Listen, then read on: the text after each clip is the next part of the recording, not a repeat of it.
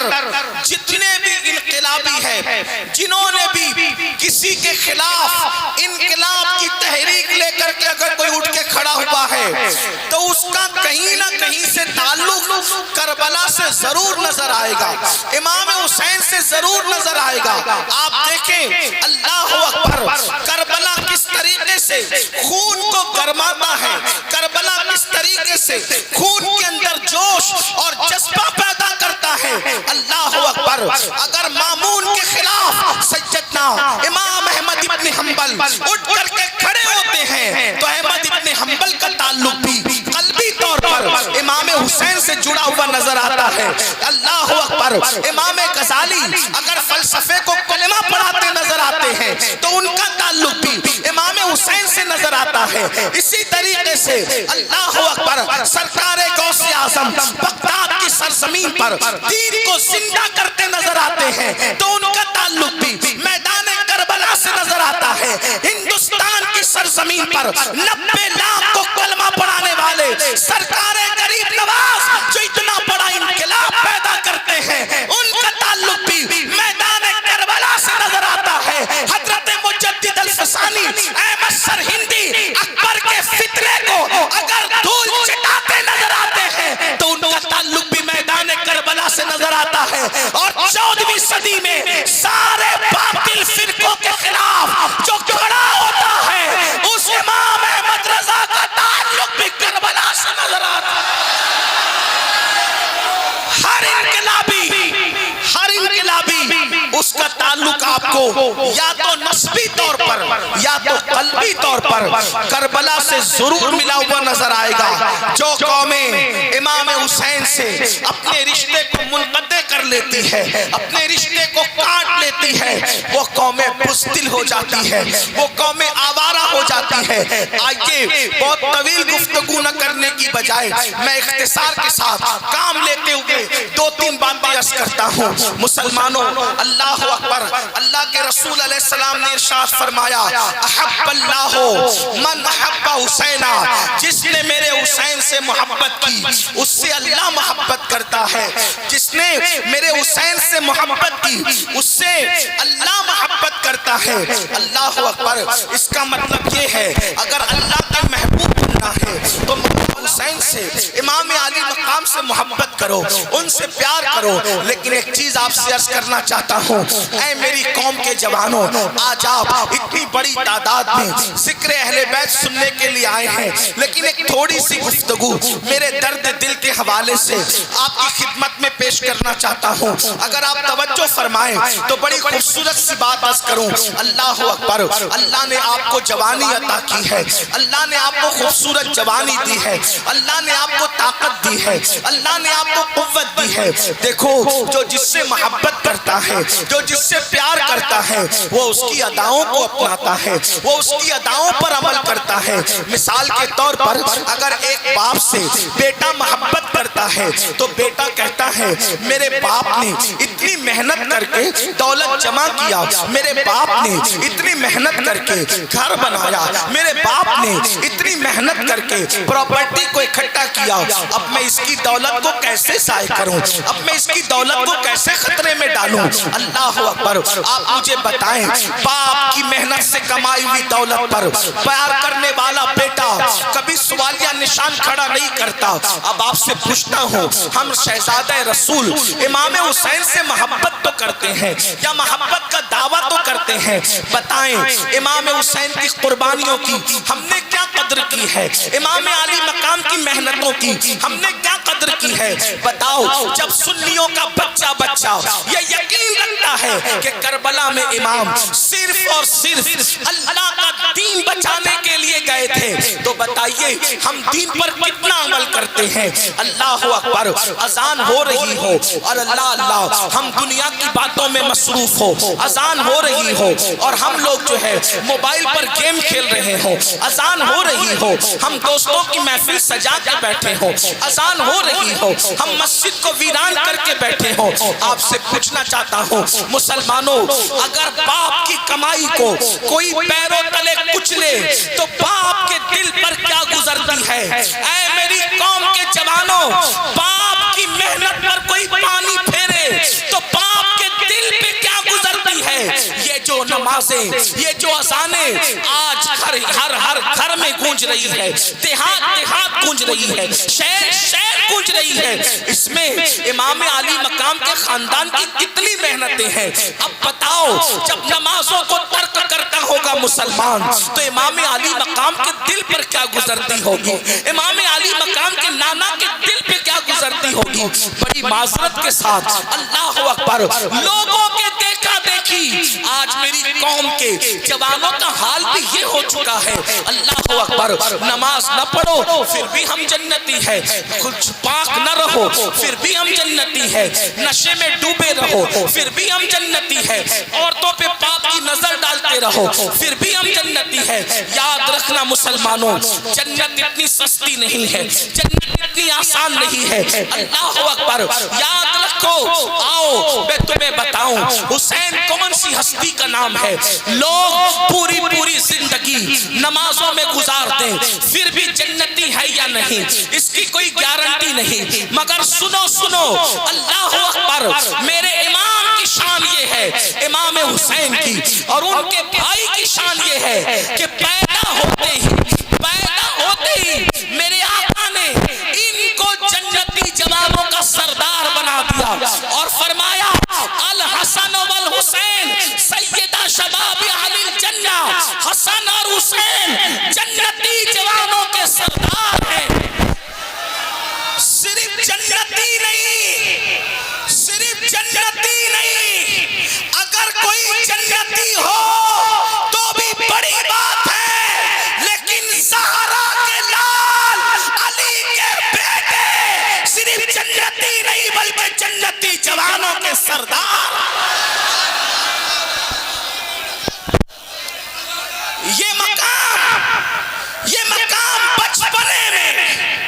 یہ مقام بچپنے میں رسول اللہ نے عطا فرمایا۔ ذرا غور سے سننا،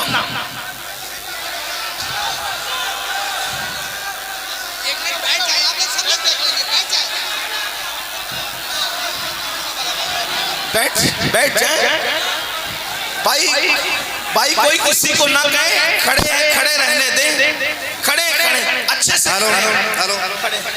آپ کو صحیح صاحب کا خطاب سننا ہے۔ دیکھو بھائیو، ٹائم بہت سکون سے بہت ہو رہا ہے، آپ لوگ بیٹھ جائیں، خاموشی کے ساتھ بیٹھ جائیے، محبت کے ساتھ بیٹھ جائیے۔ دیکھو مجھے یہ ادب کی محفل ہے، آپ لوگ بیٹھ جائیے۔ مجھے وقت پر یہاں سے نکل جانا ہے، ایئرپورٹ پہنچنا ہے، میرے پاس 35 سے 40 منٹ کا ٹائم صرف ہے۔ اگر آپ سننا چاہتے ہیں تو سن لیں، نہیں تو کوئی بات نہیں۔ ایک بات یاد رکھیں، دینی محفل میں سر نہیں دیکھے جاتے، بھیڑ نہیں دیکھی جاتی۔ یہ محفلیں بھیڑ دکھانے کے لیے نہیں ہیں، یہ محفلیں دل بدلنے کے لیے ہیں۔ بھیڑ سیاسی جلسوں میں دکھائی جاتی ہے، ان کو ضرورت ہوتی ہے، ہمیں ضرورت نہیں ہے بھیڑ کی۔ آپ کی بھیڑ دیکھ کر ہم اللہ کا شکر ضرور ادا کرتے ہیں کہ اللہ ذکر رسول سننے کے لیے تو نے اتنے بندوں کو بھیج دیا، لیکن ہمارا کلیجہ یہ بھیڑ جلسے میں دیکھ کر کے ٹھنڈا نہیں ہوتا۔ ہمارا کلیجہ اس دن ٹھنڈا ہوگا جتنی بڑی تعداد میں تم جلسے میں آتے ہو، اتنی بڑی تعداد میں جب تک فجر کی نماز میں نہیں آؤ گے تب تک ہمارا دل ٹھنڈا نہیں ہوگا۔ میری قوم کے جوانوں تھوڑی دیر بعد سن لو، جو کھڑا ہے کھڑا رہ کے سن لے، جو بیٹھا ہے بیٹھے سن لے، لیکن سن لے مختصر بات۔ دیکھو آپ نے 3-4 منٹ ایسے ضائع کر دیے، ایک بار نبی اور آل نبی پر جھوم کر درود شریف پڑھے، بات آگے بڑھتی ہے۔ اللہم صلی علی سیدنا و مولانا محمد مہدن الجود والکرم وآلہ وصحبہ وبارک وسلم صلاة و سلام علیک یا رسول اللہ، صلاة و سلام علیک یا جد الحسن والحسین۔ بچپنے ہی میں اللہ کے رسول صلی اللہ علیہ وسلم نے دونوں شہزادوں کو یہ مقام عطا کیا، کیا حسن اور حسین جنتی جوانوں کے سردار ہیں، یہ اپنے نبی کا اختیار ہے، جس کو چاہتے ہیں جنت ہبا کرتے ہیں، جس کو چاہتے ہیں جنت بیچ دیتے ہیں، جس کو چاہتے ہیں جنتی جوانوں کا سردار بنا دیتے ہیں۔ اس کی عکاسی، عقیدے کی عکاسی کرتے ہوئے، ان اختیارات کی عکاسی کرتے ہوئے اعلیٰ حضرت کے سچے جانشین اپنے دو مصروں میں کہتے ہیں جہاں بانی عطا کر دیں بھری جنت ہبا کر دیں، جہاں بانی عطا کر دیں بھری جنت ہبا کر دیں، نبی مختار کل ہیں جس کو جو چاہے عطا کر دیں، نبی مختار کل ہیں جس کو جو چاہے عطا کر دیں، اور جہاں میں ان کی چلتی ہے وہ دم میں کیا سے کیا کر دے، زمین کو آسماں کر دے، سریا کو سرا کر دے۔ حضور کا اختیار ہے، اپنے اختیار سے بچپنے میں امام حسن اور امام حسین کو جنتی جوانوں کا سردار قرار دیا۔ اب آپ سے پوچھتا ہوں، امام علی مقام امام حسن کو جب جنتی جوانوں کا سردار قرار دیا، امام حسین کو جنتی جوانوں کا سردار قرار دیا، اب بتائیں ان لوگوں کو محنت کی کیا ضرورت تھی؟ کیا ضرورت تھی مدینہ منورہ کی پھولوں کی سیج کو چھوڑ کر کربلا کی تپتے ہوئے ریگزار پر پہنچنے کی کیا ضرورت تھی؟ وہ تو گھر بیٹھے جنت کے مالک بن گئے تھے، جنتی جوانوں کے سردار بن گئے تھے۔ اگر یہاں پر علماء، ذمہ دار علماء موجود ہیں، وہ میری بات کی تائید کریں گے، اور اگر غلط کہہ رہا ہوں تو میری اصلاح کریں گے۔ اس پورے مجمع میں منبر سے لے کے نیچے تک امید کر سکتے ہیں کہ ہم جنتی ہیں۔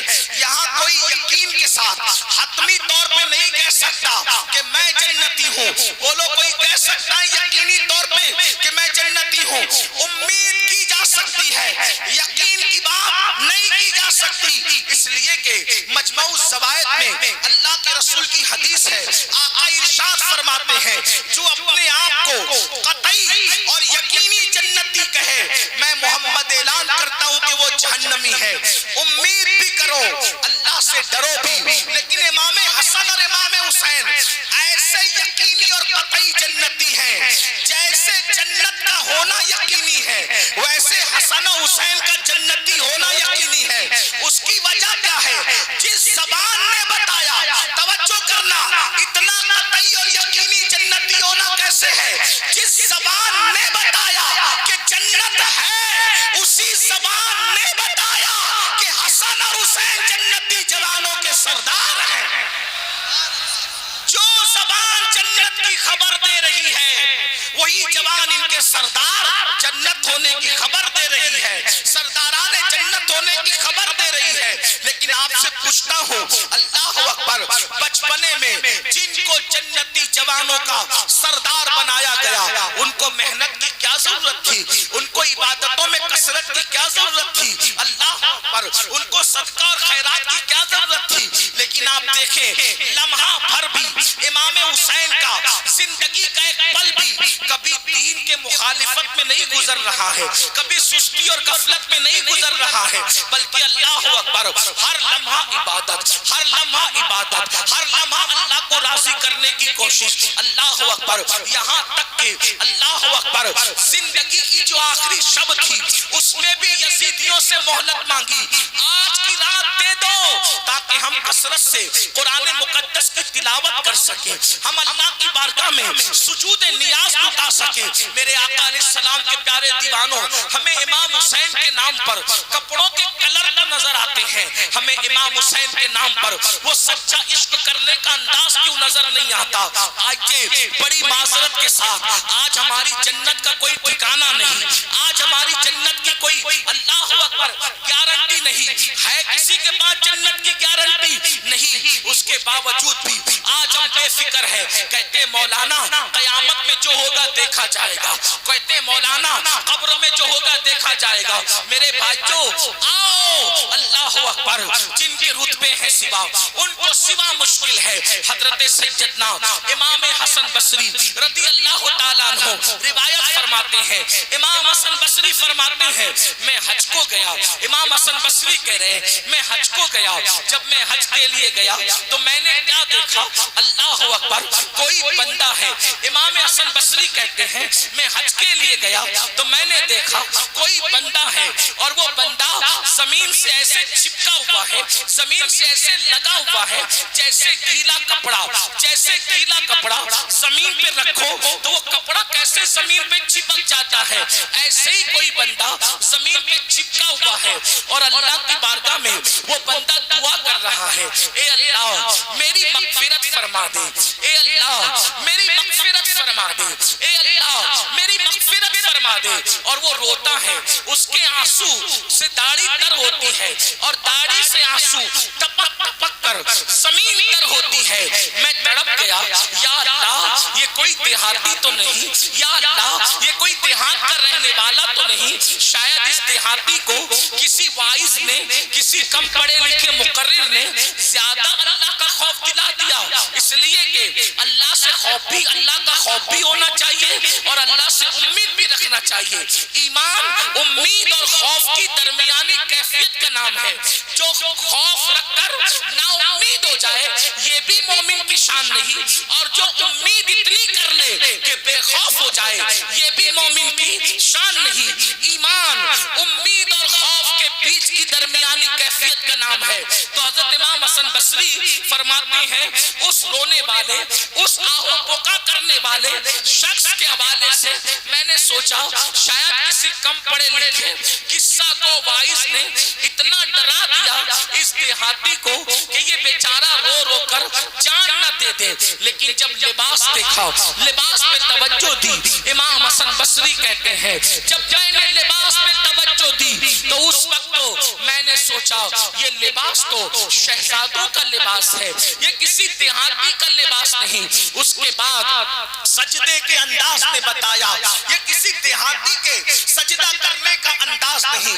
ایسے میں اللہ سے دعا کرنے لگا، اے اللہ اس بندے کو توفیق دے کہ یہ جلدی سر کو سجدے سے اٹھائے، کہیں اس کی روح نہ نکل جائے، کہیں اس کی جان نہ نکل جائے۔ یہ مغفرت کے لیے رو رہا ہے، یہ اللہ کے خوف سے رو رہا ہے، یہ اللہ کے عذاب کو یاد کر کے رو رہا ہے، یہ خشیت ربانی سے آنسو بہا رہا ہے، اس کی جان نہ نکل جائے خوف خدا میں۔ میں نے دعا کیا مولا اس کو توفیق دے کہ یہ سر سجدے سے اٹھائے تاکہ میں اس کو سمجھاؤں اللہ کے بندے اتنا نہیں روتے، اللہ سے امید بھی رکھتے ہیں۔ امام حسن بصری فرماتے ہیں لیکن جب اس شہزادے والا تبار نے سجدے سے سر کو اٹھایا، جب سر سجدے سے اٹھایا تو میں اس کی کیا اصلاح کرتا، میں اس کو کیا سمجھاتا؟ میری اصلاح ہو گئی کہ وہ زمین سے چمٹ کر اللہ کے خوف سے رونے والا کوئی اور نہیں تھا، وہ جنتی جوانوں کے سردار حسین ابن علی تھے جو اللہ کے خوف سے اپنی مغفرت کی دعا اس شان سے کرتے ہوئے رو رہے تھے۔ مجھے اس دن پتا چلا جب جنتی جوانوں کا سردار آخرت کو یاد کر کے اپنی مغفرت کا سوال کر کے اللہ رب العزت کے خوف سے اتنا آنسو بہاتا ہے تو ہم کو کتنا آنسو بہانا چاہیے۔ وہ قاری قرآن جس کا کٹا ہوا سر نیزے پہ قرآن پڑھ رہا ہے وہ اتنے آنسو بہائے۔ اب آپ مجھے بتاؤ اے ہزاروں کی تعداد میں ذکر اہل بیت سننے والوں، میں تم سے پوچھنا چاہتا ہوں امام علی مقام سے محبت کا دعویٰ ہے، ایمان والے دل پہ ہاتھ رکھ کر سوچو آج سے پہلے قرآن کب ہاتھ میں لیا تھا، آج سے پہلے قرآن کب اٹھایا تھا، آج سے پہلے قرآن کی تلاوت کب کی تھی؟ اللہ اکبر، سالوں سال بیت جاتے ہیں کبھی قرآن ہاتھ میں نہیں لیتے، کبھی قرآن کو ہاتھ میں نہیں اٹھاتے۔ بتاؤ کیا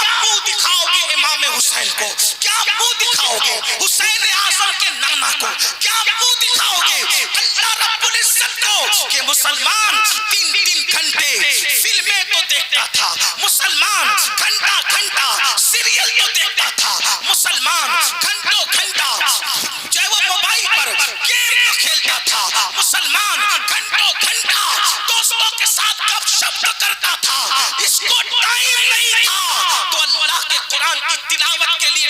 سیکھا. صوفیاء کرام فرماتے ہیں بہت سارے جوان تو ایسے ہیں جن کو قرآن پڑھنا نہیں آتا. انگلش سیکھی تاکہ نوکری ملے, توجہ کرنا, انگلش سیکھی تاکہ نوکری ملے, کالج میں گئے تاکہ اچھا رشتہ ملے, مستقبل سنور جائے, ہے نا, یہ سیکھا وہ سیکھا وہ سیکھا. نادان انسان, تو نے سب سیکھا, کیا تو نے اللہ کی کتاب بھی سیکھی, کیا تو نے قرآن بھی سیکھا؟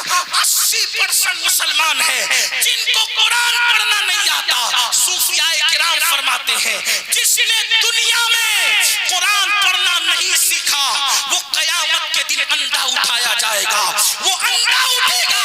پوچھنا چاہتا ہوں کمپیوٹر سیکھنے کے لیے ٹائم نکالنے والے میرے بھائی, میں تجھے سلام کرتا ہوں, بالکل تو کمپیوٹر سیکھ. گاڑی سیکھنے والے گاڑی بھی سیکھ, جو سیکھنا ہے سب سیکھ, لیکن یاد رکھ جو سیکھے گا وہ دنیا میں کام آئے گا. اگر قرآن سیکھ لے گا تو وہ قبر میں بھی کام آئے گا, وہ میدان محشر میں بھی کام آئے گا. اور یاد رکھنا قرآن سیکھنے کے لیے تم جیسے ذہین جوانوں کو 3 مہینے سے زیادہ کا وقت نہیں لگے گا. کیوں نہیں سیکھتے قرآن؟ بتاؤ جو دنیا میں اندھا ہے وہ بھکاری بنتا ہے کہ نہیں بنتا؟ جو دنیا میں اندھا ہے وہ محتاج بنتا ہے کہ نہیں بنتا؟ جو دنیا میں اندھا ہے اللہ اکبر لوگوں پہ بوجھ بنتا ہے کہ نہیں بنتا؟ لوگ کہتے ہیں آنکھ نہیں ہے, نین ہے تو چین ہے, نین نہیں تو چین نہیں. آپ سے پوچھتا ہوں مسلمانوں, دنیا کا اندھا قیامت میں آنکھ والا اٹھے گا, لیکن قرآن نہ سیکھنے والا قیامت میں اندھا اٹھے گا. اندھے اٹھو گے تو اپنے نبی کا دیدار کیسے کرو گے؟ اندھے اٹھو گے تو اپنے خدا کا دیدار کیسے کرو گے؟ یہ دنیا ہے, دنیا یزید کی زندگی بتا رہی ہے. عیش کرو گے, زنا کرو گے, اللہ کے دین کے خلاف زندگی گزارو گے تو تمہاری نسلیں بھی ختم ہو جائے گی. بتاؤ, لکھنے والوں نے یہاں تک لکھا یزید 8, 12 یا 14 بیٹے چھوڑ کے مرا. مختلف اقوال ہیں, مختلف اقوال ہیں. 8, 12 یا 14 بیٹے چھوڑ کے یزید چراغ لے کر نہیں, جاؤ سورج لے کر کے ڈھونڈ لو. آج تمہیں یزید کا کوئی بیٹا نہیں ملے گا.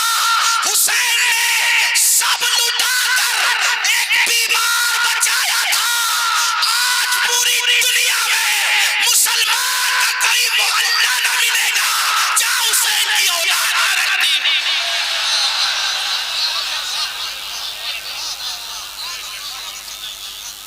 یزید بادشاہ تھا, اس کے نام پہ کوئی محفل نہیں سجتی. امام حسین تو بے گھر تھے, امام حسین تو بے گھر تھے. امام کے نام پر کیسی محفلیں سج رہی ہیں, کیسی محفلیں سج رہی ہے. ارے کسی کا عرس, کسی کا عرس 1 دن ہوتا ہے, کسی کا 2 دن ہوتا ہے, کسی کا 3 دن ہوتا ہے, لیکن اہل البیت کی شان یہ ہے کہ امام شافعی کہتے ہیں اس وقت تک ہماری نمازیں مکمل نہیں ہوتی جب تک ہم نبی کی اہل بیت پہ درود نہیں پڑھتے. یکفیکم من عظیم الفخر انکم من لم یصلی علیکم لا صلاۃ لہ. تو یزید کی زندگی پکار کر ہمیں دعوت عبرت دے رہی ہے. قبروں کا نشان بھی مٹے گا, نسلیں بھی مٹے گی, اولاد بھی ختم ہوگی. عیش دنیا کا زیادہ دن تک نہیں ہے. میری قوم کے جوانوں, کب تک دنیا میں ڈوبے رہو گے؟ کب تک دنیا کے غلام بن کر رہو گے؟ کب تک دنیا میں ڈوب کر رہو گے؟ یہ دنیا بدترین ہے, یہ دنیا بے وفا ہے.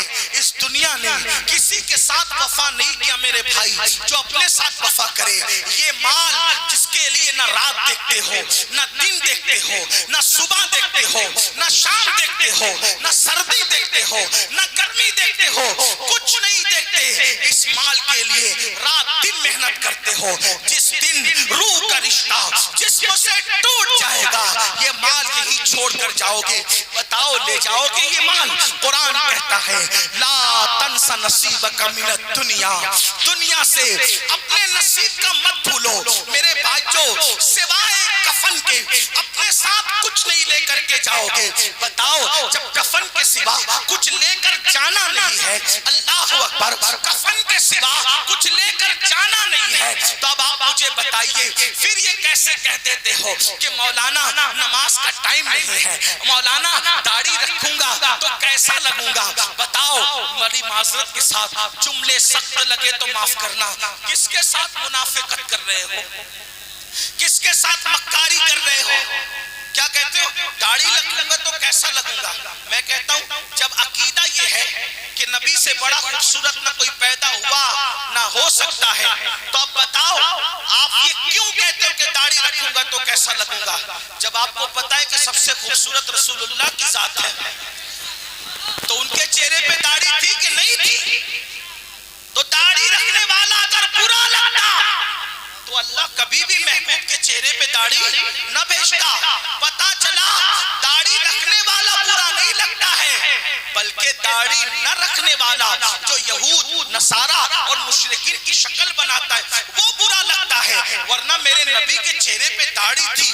بیان کرنے والوں نے حلیہ یوں بیان کیا ہے میرے نبی کے چہرے پر خوبصورت کالی کالی سیاہ داڑھی اور وہ چمکتا ہوا چہرہ ایسے لگتا تھا جیسے آبنوشی رحل پر کسی نے سونے یا چاندی کا قرآن رکھ دیا ہو، ایسا خوبصورت لگتا تھا۔ اللہ اکبر، میرے امام اس کا نقشہ یوں کھینچتے ہیں لکا بدرن فی الوجہ الاجمل، لکا بدرن فی الوجہ الاجمل، خط حال ماں زلف عبر اجل، تورے چندن چندرو برو کنڈل، رحمت کی بھرن برسا جانا۔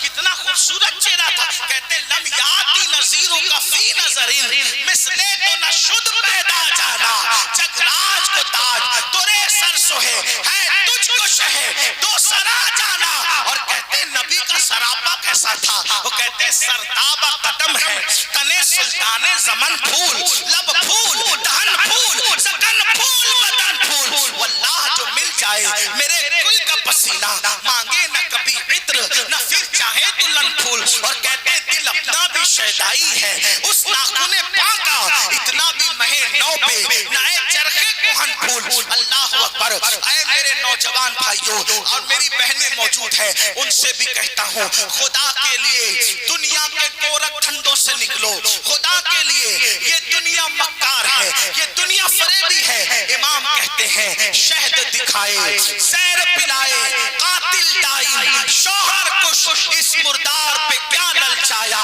دنیا دیکھی بھالی ہے جس دن روح کا رشتہ جسم سے ٹوٹ جائے گا، نہ مال اپنا ہوگا نہ دکان اپنی ہوگی نہ مکان اپنا ہوگا۔ یاد رکھنا مسلمانوں، جس نام کے لیے لڑتے ہو میرا نام میرا نام میرا نام، کسی مفکر نے کہا تھا کہ مرنے کے بعد سب سے پہلے اگر کوئی چیز چھینی جاتی ہے تو اسے نام ہی کہتے ہیں۔ اے نام کے لیے لڑنے والوں، میرا نام نہیں لیا، میرے نام کا ذکر نہیں کیا، میرا نام نہیں آیا۔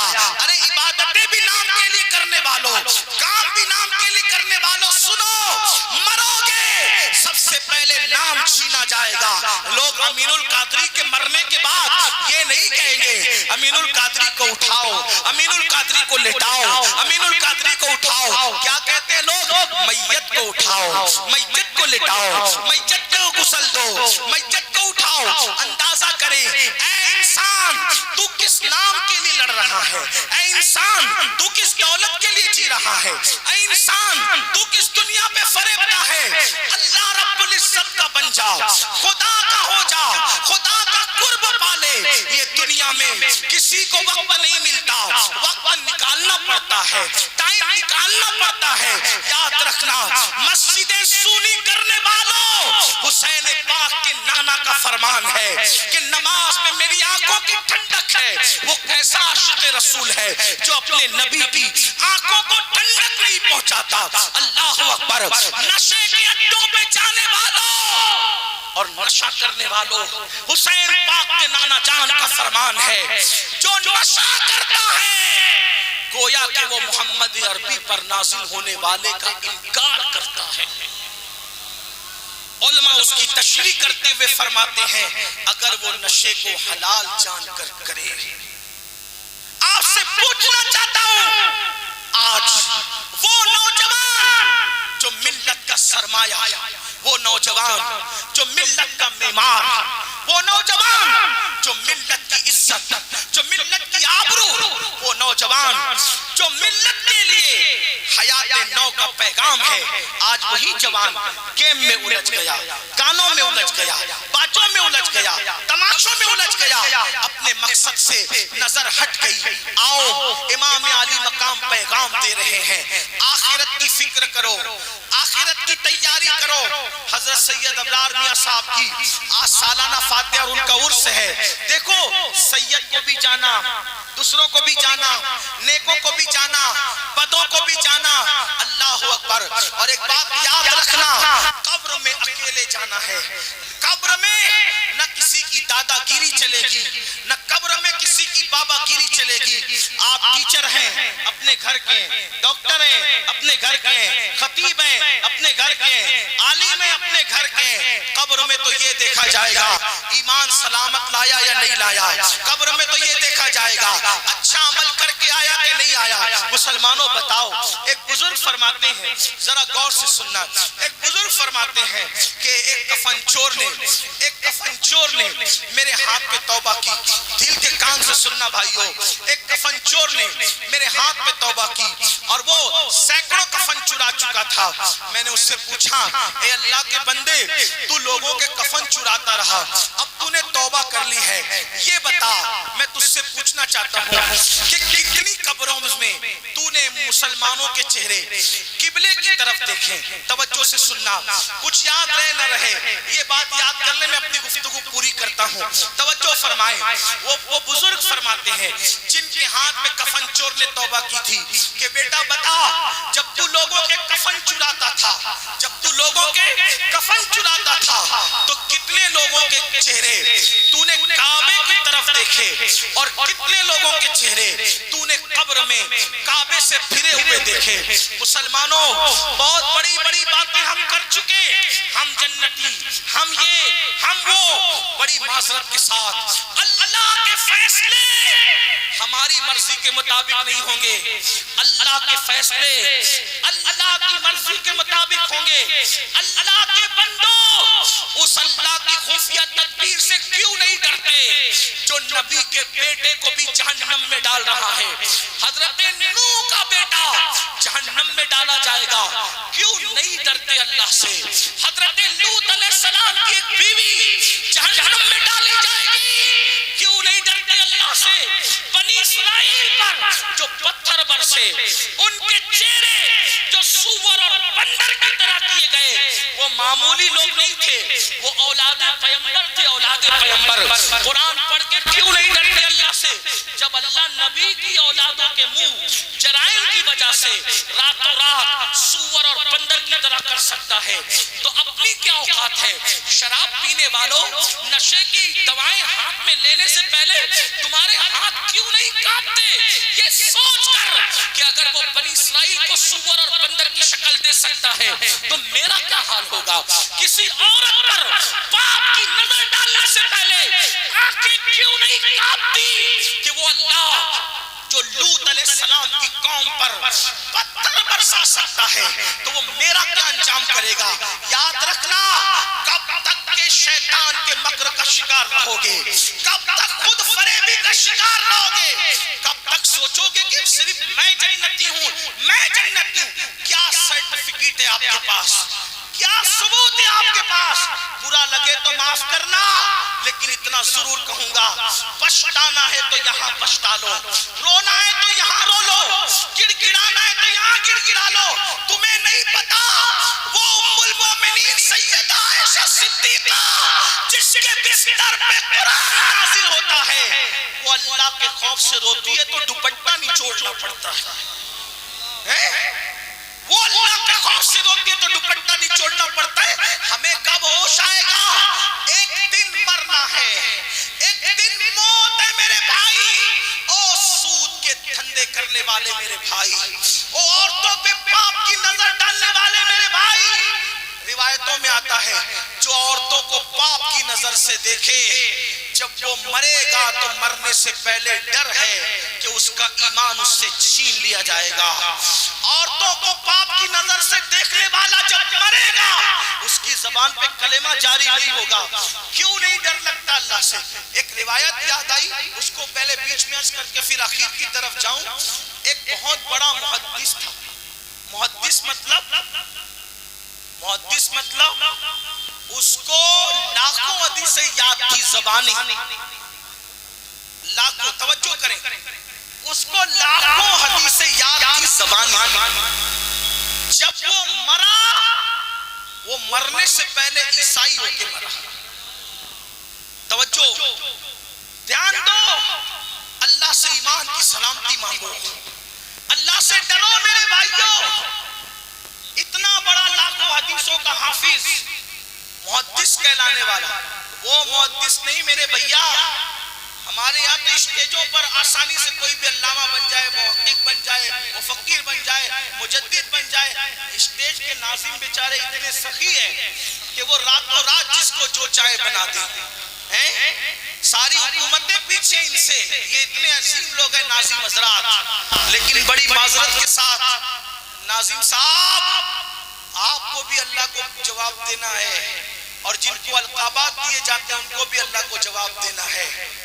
جس کی اندر جو صفت نہیں اور وہ اپنی اس صفت میں نازا ہو تو منبر رسول ہی بن پڑا ہے. اب جھوٹ کے لیے یہی ایک جگہ رہ گئی.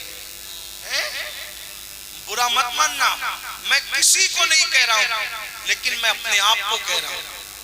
جب ہمیں لوگ علامہ بولتے ہیں تو ہمیں ڈر لگتا ہے اللہ کو جواب کیا دیں.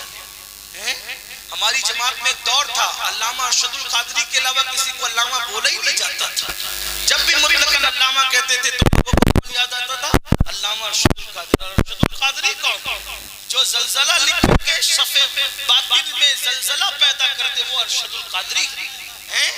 جب زلزلے کے جواب میں کوئی کھڑا ہوتا تھا تو پھر اس کو زیر و زبر کر کے پھر اس کو زیر و زبر کر دیتے تھے, وہ ارشد القادری. ایسا عشق رسول کا دھنی کہ جو ایک دن میں 2 مرتبہ خیرات شریف پڑھ جائے, وہ ارشد القادری. ایسے لوگ تھے ہماری جماعت میں. لیکن جب سے ہم جیسے بچوں کو بھی لوگ علامہ کہتے تو ہمیں ڈر لگتا ہے کہ پھر ہم اللہ کو منہ کیا دکھائیں گے. لیکن لوگ ناراض بھی ہوتے ہیں کہ یہ ان لوگوں کو کہاں سے اٹھا کے لے کر آتے ہو, یہ زبردستی لوگ ڈرانے کی بات کرتے ہیں. ہم کہتے ہیں نبی آئی تھے ڈرانے کے لیے. اللہ نے نبی پاک سے فرمایا یا ایھا المدثر قم فانذر, اے بالا پوش اٹھیے اور لوگوں کو ڈرائیے. سارے انبیاء ڈرانے آئے تھے. یہ قہقہے لگانے کی محفلوں کی بدعت اب شروع ہوئی ہے. یہ ایک ایک نعت کے مصرے پہ مٹکا مٹکا کر کے تمہیں دھوکے کے طور پہ جنت دینے کی بدعت اب شروع ہوئی ہے. اس کا چہرہ دیکھو اور اس کا چہرہ دیکھو اور جنت میں چلے جاؤ, یہ بدعت اب شروع ہوئی ہے. ورنہ جن کے چہرے دکھا کے جنت میں بانٹتے ہو ان کی بھی جنت میں جانے کی کوئی گارنٹی آپ کے پاس ہے؟ بتائیں ذرا, بتاؤ مسلمانوں, جنت اپنے باپ کی جاگیر ہے.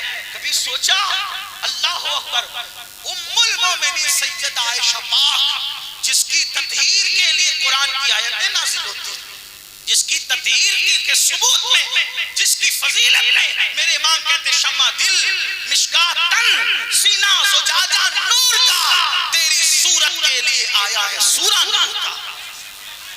وہ اتنا روتی اللہ کے خوف سے کہ دوپٹہ نہیں چھوڑنا پڑتا ہے. ہم تو 2 آنسو بھی نہیں بہاتے. چلے میں بات ختم کر رہا تھا, بہت گرمی بھی آپ کو لگ رہی, دیر سے کھڑے بھی. اللہ تعالیٰ آپ کو پیلی بھیت اور ارد گرد سے بریلی شریف سے آنے والوں, آپ کے گاؤں کا نام کیا ہے, امریا والوں, اللہ تعالیٰ تم سب کو شاد و آباد رکھے, تمہاری نسلوں کو شاد و آباد رکھے. لیکن دل سے سننا, لاکھوں حدیثوں کا یاد کرنے والا محدث عیسائی ہو کے مرا. جب وہ عیسائی ہو کے مرا تو لوگوں کو بڑی الجھن ہوئی کہ یہ عیسائی مرتد کیسے ہو گیا, عیسائی کیسے ہو گیا.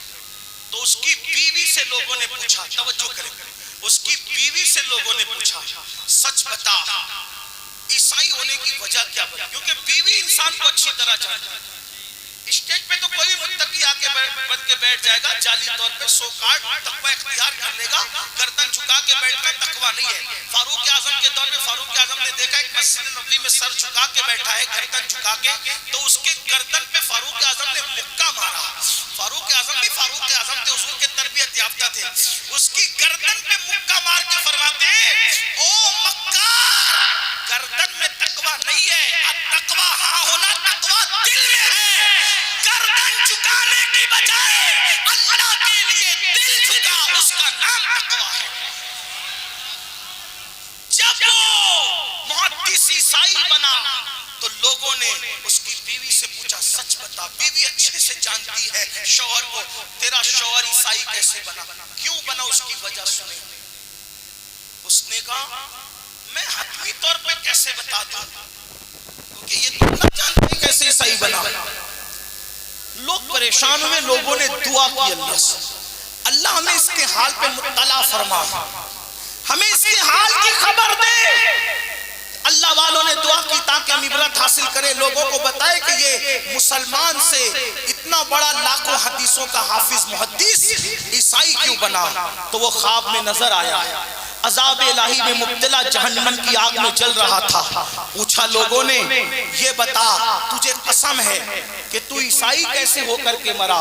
تو اس نے کہا بات اتنی ہے کہ جب میں جنابت سے ہوتا, یعنی بیوی کے ساتھ قربت کرتا, اور جب غسل مجھ پہ فرض ہوتا, غسل تو میں کرتا تھا لیکن میں ایسا کہتا تھا کہ یار اسلام میں غسل کرنا کیوں ہے, وہ عیسائیوں کا مذہب کتنا اچھا ہے کہ ان میں غسل نہیں ہے جنابت کا, ہمارے مذہب میں غسل ہے, ان کے مذہب میں غسل نہیں ہے. غسل نہیں کرتا تھا ایسا نہیں ہے, کرتا تھا, لیکن عیسائیوں کی ایک چیز کو وہ اچھی نظر سے دیکھتا تھا, شوق کی نظر سے دیکھتا تھا. اسی ایک وجہ سے وہ عیسائیوں کی چیز پہ اس نے عمل نہیں کیا, توجہ کرنا, عمل نہیں کیا, اس کو اچھی نظر سے دیکھا. اللہ کی خفیہ تدبیر, خدا شان والے کی غیرت, اللہ نے اس کا ایمان چھینا. عیسائیوں کی ایک چیز کو اچھا سمجھنے پہ ایمان چھینا اور اس کو عیسائی بنا دیا. من یہدہ اللہ فلا مضل لہ ومن یضللہ فلا ہادی لہ. اللہ جسے ہدایت دے اسے کوئی گمراہ نہیں کر سکتا, اللہ جسے گمراہ کرے اسے کوئی ہدایت نہیں دے سکتا. وہ عیسائیوں کے اس عمل پر عمل نہیں کرتا تھا, اس کو اچھا کہتا تھا اور اسلام کی ایک چیز کو برا سمجھتا تھا. اب میرے بھائیوں بتاؤ, اسلام کی ایک چیز کو برا سمجھے اور عیسائیوں کی ایک چیز کو اچھا سمجھے تو ایمان چلا جاتا ہے.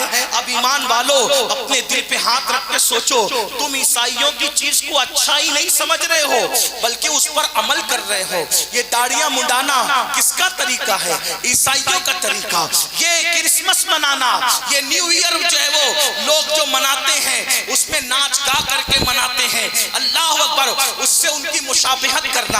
اسی طرح جو ہے وہ پیدائش کے موقع پر بتیاں پھونکنا, کیک کاٹنا, ان کیک کو ایک دوسرے کے منہ پہ ملنا. آپ بتاؤ اسلام کا اس سے کیا تعلق ہے میرے بھائی, اللہ اکبر. آپ مجھے بتاؤ پھٹی ہوئی پینڈے پہن کر اپنے سطر کو بے نقاب کرتے ہو, اپنے سطر کی نمائش کرتے ہو, یہ کس کا طریقہ ہے.